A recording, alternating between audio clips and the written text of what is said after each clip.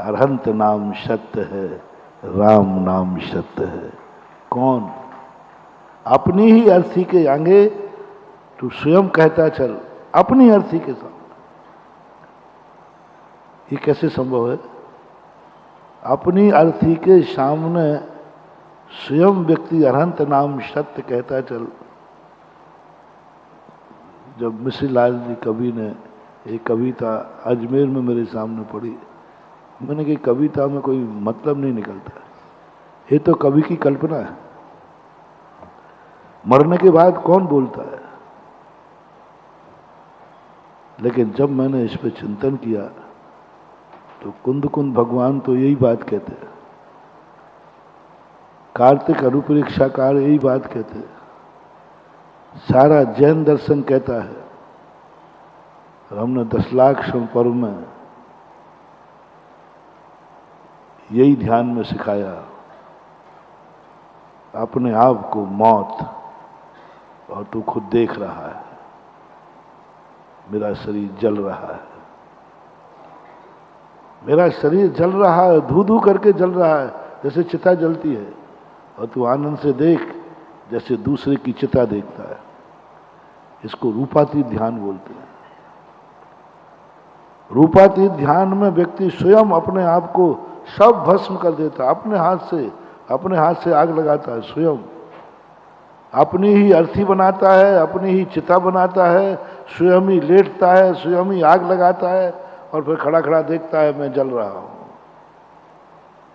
मैं जल रहा हूं, मेरा शरीर जल रहा है।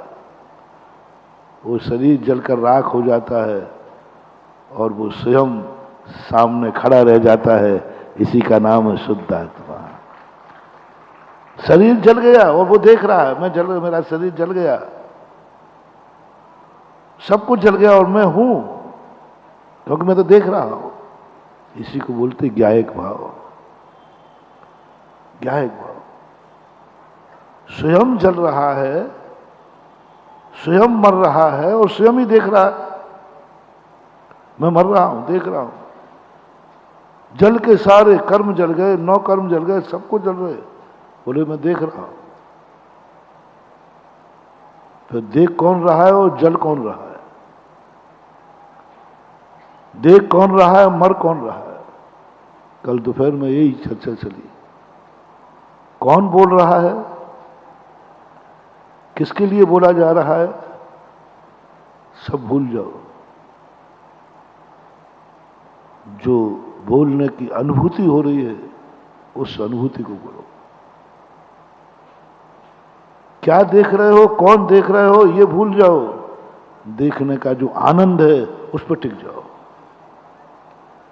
जब चरम सीमा पर आनंद आता है ना, उस समय व्यक्ति ये भूल जाता मैं क्या देख रहा हूं और कौन देख रहा है, बस आनंद ही आनंद है।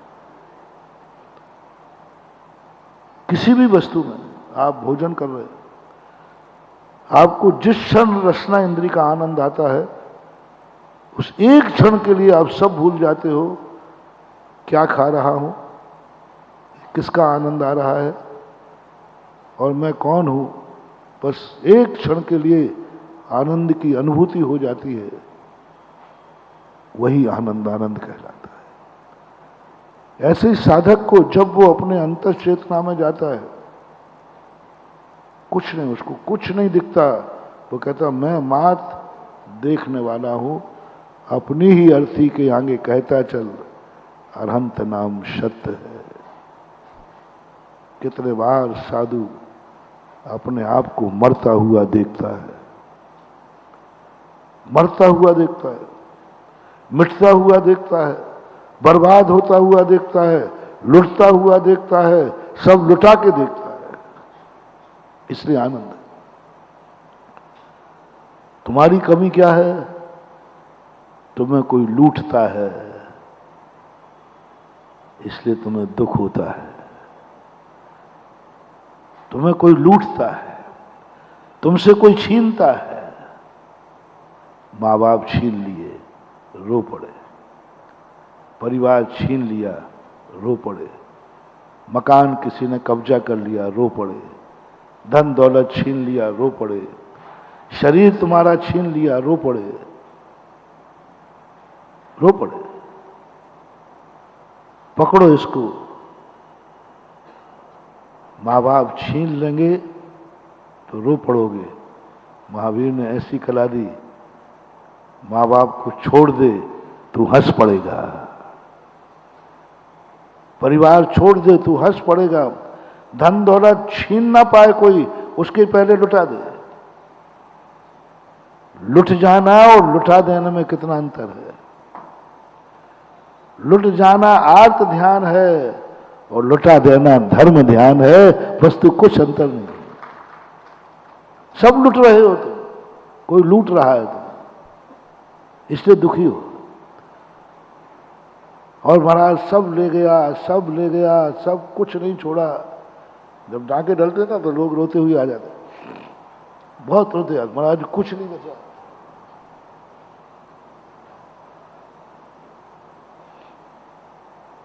कुछ नहीं बचा महाराज, सब ले गया। मैंने कहा भाई कुछ नहीं बचा? कुछ नहीं बचा।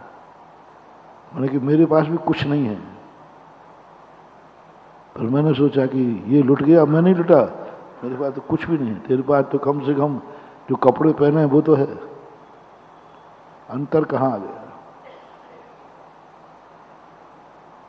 वो लुटा है और उसने लुटा दिया, सब छोड़ दिया।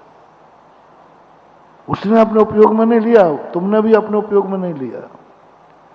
अपने हाथे लुटाने का जो आनंद है, इसी का नाम साधना है, इसी का नाम परमानंद है। अपने हाथ से लुटाने का आनंद, अपने हाथ से मिटाने का आनंद, अपने हाथ से मिटने का आनंद, अपने हाथ से दुख देने का आनंद।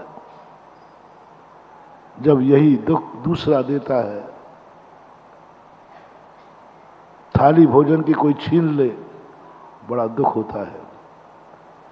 और थाली जब छोड़ देता है साधु, अंतराय पे या उपवास में, बड़ा आनंद आता है। दुनिया कोई ज्यादा कठिन नहीं है समझने के लिए, थोड़ी सा समझना है।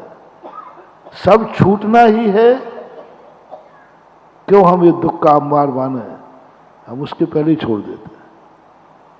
जब छूट नहीं, छोड़ने का आनंद बहुत बड़ा आनंद मालूम, बहुत बड़ा आनंद। कोई हमें कोई थोड़ा सा भी कष्ट दे तो हमें बड़ा दुख होता है, और मैं स्वयं अपने आप को कष्टों में डाल देता हूं, आनंद ही आनंद आता है, बहुत आनंद। कोई मेरा मिटती हुई जिंदगी की बद्दुआ देवे और हमें पता चल जाए कि ये हमारा विनाश चाहता है, बद्दुआ दे रहा है, बड़ा दुख होगा। और जब साधु स्वयं में ध्यान में बैठकर अपने आप का नाश करता है, अपने आप का नाश करता है, सब नाश कर डालता है, सब मिटा दिया, कुछ भी नहीं बचा। धन दौलत परिवार सब मिटा दिया। अंत में जाकर शरीर को जब जलाता है, स्वयं जलाता है, इतना आनंद, इतना आनंद। बस इतना सा अपन को समझना है, आज हमें दूसरा ना मिटा पाए, उसके पहले ही हम खुद अपने आप को मिटा डाला है। कोई मुझे, मैं बहुत बार कहता हूं, बड़े राजा महाराजा लोग जिस मकान में जन्मते हैं, सम्यक दृष्टि वो मकान में मरता नहीं है, मरता नहीं, वो मरेगा ही नहीं, उसका नियम रहता है। इस मकान के दो कारण हैं। इस मकान का मैंने नागल किया है, इस मकान में मैंने पूजा की है, इस मकान में हम बहुत शगुन किए हैं। इस मकान को मैं मरघट नहीं बनने दूंगा, क्योंकि ये मकान मैंने बनाया है। जिस स्थान को मैंने शगुन किया, मंगल कलश की स्थापना की, शगुन किया, मैं अपने बच्चों को मरघट दे के नहीं जाऊंगा। बच्चों को मरघट देना सबसे बड़ा बच्चों के प्रति द्वेष भाव है, वैर भाव है। तुमने मकान दिया है, तुम्हारा मकान उन्हें मिला है, कब मिला?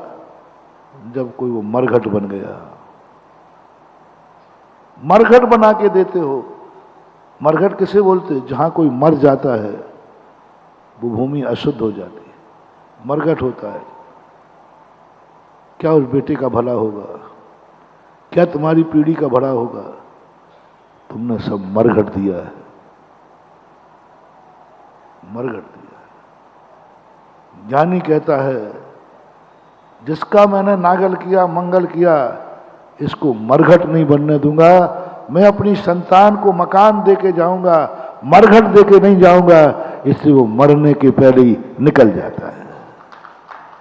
सांसारिक दो दृष्टिकोण बताऊंगा, एक सांसारिक और एक पारमार्थिक। नहीं बनने दूंगा इसको। पहले व्यक्ति जो है अपने जी मरने के पहले ही क्यों राजगद्दी छोड़ देते? घर नहीं छोड़ेंगे लेकिन सब वसीयत बेटों के नाम कर देंगे मरने के पहले। पिताजी क्यों कर रहे हो आप? शांति से मर जाओ, बाद में मेरी ही तो है, साथ में बाद में मेरी ही तो है। मान लीजिए पिताजी आकस्मिक मर जाए, माँ आप आकस्मिक मर जाए, तो संपत्ति किसको मिलती है? बेटे को। बस मृत्यु प्रमाण पत्र सिद्ध करना है। तो क्यों जीते जी सब मम्मी पापा परिवार के जो सम्यक दृष्टि जैनी, क्यों मरने के पहले चिंता करता है हमें सब बेटों के नाम करना? क्यों? सांसारिक सोच। क्योंकि जैन दर्शन की हर क्रिया में अभ्युदय और निश्रेय सुख लिखा हुआ है। अभ्युदय की अपेक्षा नहीं, मरने के बाद पिता के नाम पर अपना नाम चढ़ाना, ये चांडाल का काम है। मरे हुए बॉडी का सामान कफन कौन लेता है? चांडाल। अब सगुन है, मरी हुई शरीर के ऊपर का सामान कोई भी लेना अब शगुन है। चांडाल बना दिया तुमने अपने बेटे को, मातंग बना दिया। सच्चा जो सम्यक दृष्टि सच्चा बेटा है वो कहेगा कि नहीं, मुझे नहीं चाहिए, मैं पिता के मरने के बाद अपना नाम नहीं चढ़ाऊंगा। मौत के ऊपर नाम चढ़ाना यानी चांडाल बन जाना है, चांडाल बनना है। पिता मर गया इसलिए अपना नाम चढ़वा लो, छुड़वा लो। व्यक्ति मर गया तो कफन चंडाल को जाता है। सोना चांदी भी मरने के बाद जो शरीर पर है वो तुम्हारा कोई अधिकार नहीं। कायदा से यदि तुम सही जैनी हो तो, सही उच्च कुलीन हो तो, सही क्षत्रिय ब्राह्मण हो तो, शूद्र की बात में कह नहीं रहा, 3 वर्ण वाले यदि आप हैं तो आप मरी हुई डेड बॉडी पर से कोई भी सामान लौट के घर में नहीं आएगा। आगम प्रमाण है इसका। शास्त्रों में इसका एक उल्लेख दिया है। एक वो चांडाल था, यमपाल चंद। उसने नियम लिया कि मैं चतुर्दशी के दिन कोई को फांसी नहीं चढ़ाऊंगा। लेकिन काकताली न्याय से राजा ने एक दिन, राजकुमार ने ऐसा अपराध किया कि राजा को तुरंत तात्काल इसको दंड देना पड़ा, फांसी का। आज ही इस पापी को, बेटा था भले उसका, लेकिन पहले के राजा इतने न्याय प्रिय थे। अष्टांग का पर्व में कोई व्यक्ति गलत का नहीं करेगा, कोई शराब नशा नहीं करेगा, मांसाहार आदि नहीं करेगा, राजा ने घोषणा की। लेकिन राजा के बेटे ने ही उसका उल्लंघन किया। जब पता चला तो राजा ने कहा कानून सबके लिए एक है, इसको फांसी पे चढ़ा दो। चांडाल को बुलाने के लिए नौकर गया। चांडाल को पता चल गया था कि फांसी आज ही चढ़ना है, वो छुप गया। वो छुप गया और अपनी पत्नी से बोलता है, कह देना वो घर में नहीं है, बाहर गए, आउट ऑफ सिटी, बाहर गए, है ही नहीं घर में। पत्नी बाहर आई, उन्होंने कहा साहब वो तो है ही नहीं, वो तो बाहर गए, क्योंकि ऐसा मालूम भी नहीं था कि किसी को आज फांसी चढ़ना है आकस्मिक। तो जो कोतवाल, जो भी सैनिक आया था कहने के लिए, वो चांडाल की पत्नी से कहता है, अरे तेरे दुर्भाग्य, तेरे कर्म फूट गए, दुर्भाग्य तेरा, दुर्भाग्य तेरा, फांसियों पे चढ़ा चढ़ा करके जिंदगी निकल गई।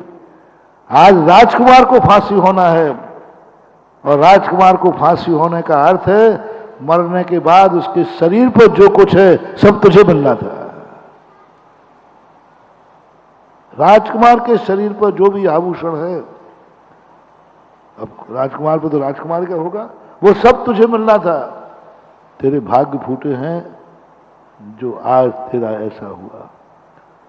अब पत्नी तो देखो, स्त्री को आप कितना ही समझाओ, वो कहीं ना कहीं टूट जाएगी, कहीं ना कहीं टूट जाएगी।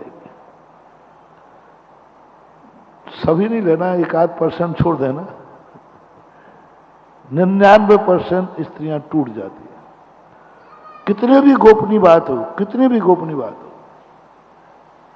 पुलिस वाले भी सबसे ज्यादा आपके घर में स्त्रियों को तोड़ देते हैं और कबूल करा देते हैं, क्योंकि उसके पास ज्यादा साहस नहीं होता।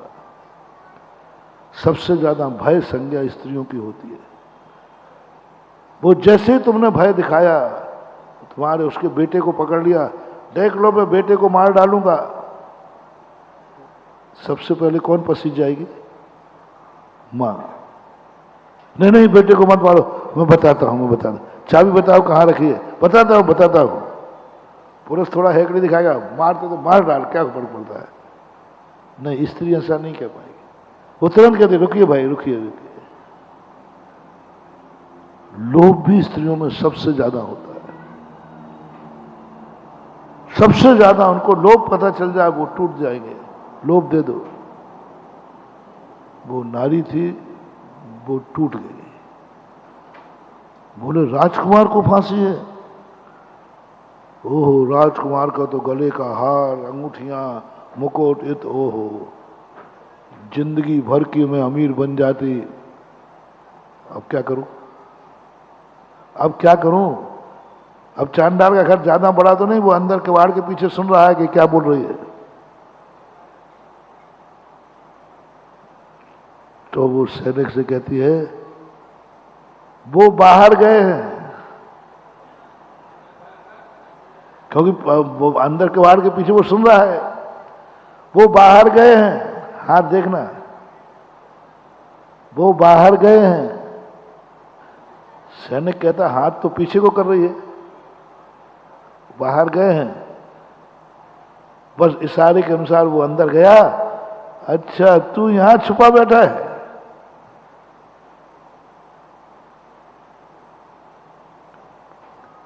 पत्नी से कहा, क्या किया तूने? बोले मैं क्या करूं, इतना सारा सोना चांदी देखकर मेरा मन ललच गया। क्या फर्क पड़ता है, आप फांसी तो चढ़ाओगे, 14 को चढ़ाने में क्या बाधा है, पूनम को मत चढ़ाना। उसने कहा, ले तेरा लोभ, जिन आभूषणों के लिए तूने हमारी आज्ञा का उल्लंघन किया, जिन आभूषणों के लोभ में तूने मेरे धर्म को भ्रष्ट करना चाहा, जा, तू ये आभूषण अब पहन नहीं पाएगी, तुझे विधवा होना पड़ेगा। बड़ी दर्दनाक कहानी है। बोले इन आभूषणों के लिए तूने मेरा नियम तोड़वाया, इन आभूषणों के लिए तूने ये सब झूठ बोला, मेरी बात नहीं मानी। मैंने धर्म की रक्षा के लिए मायाचारी की, झूठ किया, और तूने लोभ में आ गई। ले, अब तू एक भी आभूषण पहन नहीं पाएगी, क्योंकि तू विधवा हो जाएगी। क्योंकि मैं नियम तोड़ूंगा नहीं, और राजा की आज्ञा का उल्लंघन करना मौत। तूने कभी सोचा कि यदि मैंने नियम नहीं तोड़ा तो राजा की आज्ञा का उल्लंघन मौत है? नहीं तो हमें तो ये मालूम था कि आप तोड़ दोगे नियम। बोले मैं मर जाऊंगा तो भी नियम नहीं तोड़ूंगा। अभी राजा मुझे सैनिक पकड़ के ले गया और कहता गया अब तू ये आभूषण नहीं पहन पाएगी क्योंकि तेरा विधवा होना निश्चित है, क्योंकि मैं राजा के सामने बोल दूंगा आप कुछ भी नहीं। और हुआ यही। राज दरबार में जाके चांडाल ने कह दिया साहब आज फांसी नहीं चढ़ेगी। राजा कहता है फांसी जितने समय पे बोली है फांसी उतने समय पे चढ़ना चाहिए। राजा की आज्ञा का उल्लंघन, कानून की आज्ञा का उल्लंघन। राजा ने कहा चांडाल में मेरी आज्ञा का उल्लंघन करने का, राजद्रोह, राज आज्ञा का उल्लंघन, इसे भी फांसी पे चढ़ा दो। अब बड़ी आवाज मंत्री जी कहते साहब इसे भी फांसी पे चढ़ा, लेकिन चढ़ाएगा कौन? चढ़ाएगा कौन? पहले वाले को कोई नहीं चढ़ा पा रहा है, कौन चढ़ाएगा? राजा ने कुछ नहीं, दोनों को एक बोरी में बंद करके समुद्र में फेंक दो। समुद्र में फेंकना बंद हो गया। पत्नी रो पड़ी, बोले मेरी गलती हो गई। बोले अब क्या गलती होगी? अब